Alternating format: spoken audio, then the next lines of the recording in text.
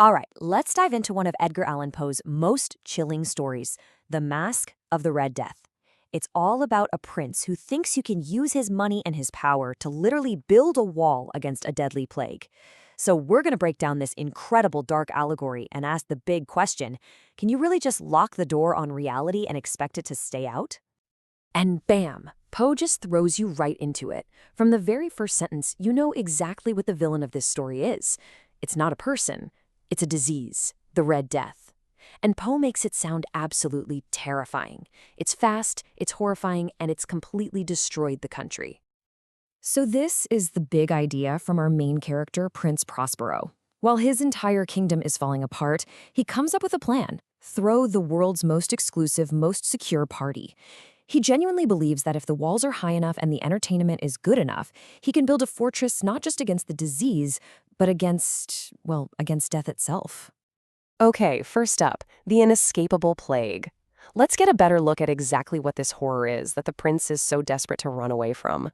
Poe's description is just brutal. This isn't some slow, drawn-out sickness. Nope, it is a violent, aggressive attack on the body.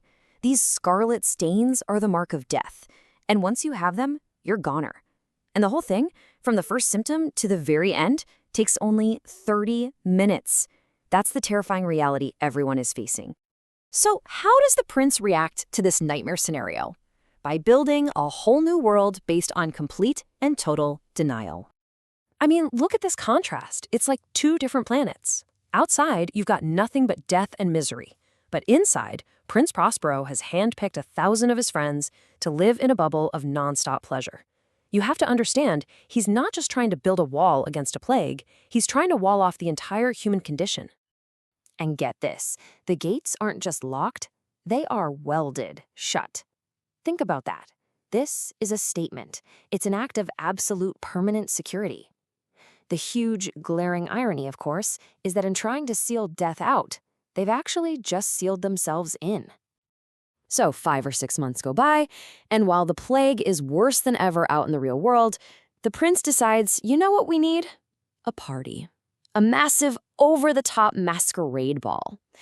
And the place where he throws this party, well, it's one of the most symbolic settings in all of literature.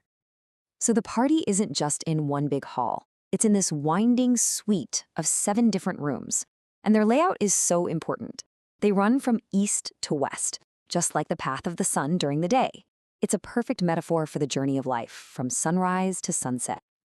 Each room is just soaked in a single color. You move from blue to purple to green, all the way to the end. And that final 7th room, man, that one's different.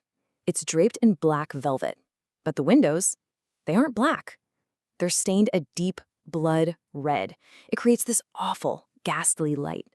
Poe says basically no one is brave enough to even go in there. Oh, and if that room wasn't creepy enough, it also has this huge, menacing clock made of black wood. It's just sitting there, this constant reminder of the one thing everyone in the party is desperately trying to forget, that time is ticking. And this is where you start to see the cracks in their perfect little fantasy world. Every hour on the hour, that clock chimes. And when it does, everything just stops. The music cuts out, the dancers freeze, and this wave of anxiety just washes over the entire crowd. For a single moment, reality breaks in. Then they all kind of laugh it off and the party starts up again. But you know that nervous feeling is still there. The party keeps going, this wild, almost frantic dream. But as the night gets later and later, the story builds to its incredible climax. The ebony clock begins to strike midnight. And as that 12th chime rings out, the partygoers suddenly realize there's a new guest. A masked figure has just appeared. Nobody saw him come in. And this person's costume, it goes way beyond just being weird or creative. It's deeply, deeply disturbing. See, this isn't just someone in a spooky outfit.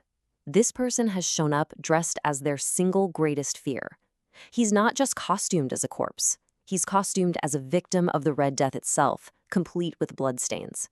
He has brought the hideous reality of the plague into the one place on Earth that was built to deny it. Prince Prospero is absolutely enraged. He doesn't see a ghost or a monster. He sees someone who dared to insult him with a tasteless joke.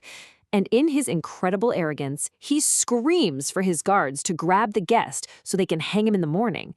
But here's the thing. Nobody moves. So the figure just starts walking, slowly, deliberately, right past the prince. And it moves through the colored rooms, through the blue room, the purple, the green, the orange, white, and violet, walking the path of life. And not a single person dares to get in its way. Okay, this is it. Furious at his own hesitation, Prince Prospero decides he's going to handle this himself. And that leads us to the story's fast, brutal, and unforgettable ending. He pulls out a dagger and chases the intruder through all the rooms, finally backing him into a corner. Where else? In the 7th room, the black room with the blood-red windows.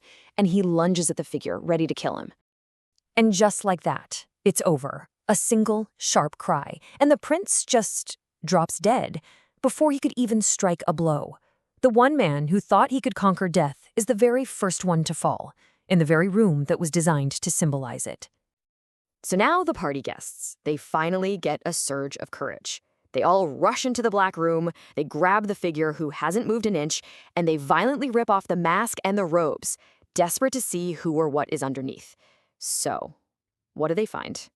Absolutely nothing. The costume is empty. There's no tangible form inside. The Red Death wasn't a person they could catch and unmask. It was just a presence, an inevitability.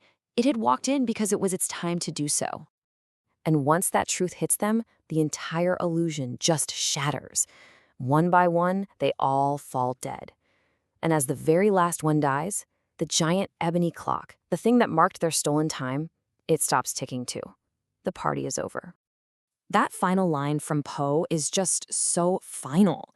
It's this haunting reminder that no matter how high we build our walls, no matter what parties we throw to distract ourselves, reality is inescapable. The guest that matters most can't be kept out. Which really makes you think, doesn't it? What are the red deaths in our own lives that we try so hard to build walls against?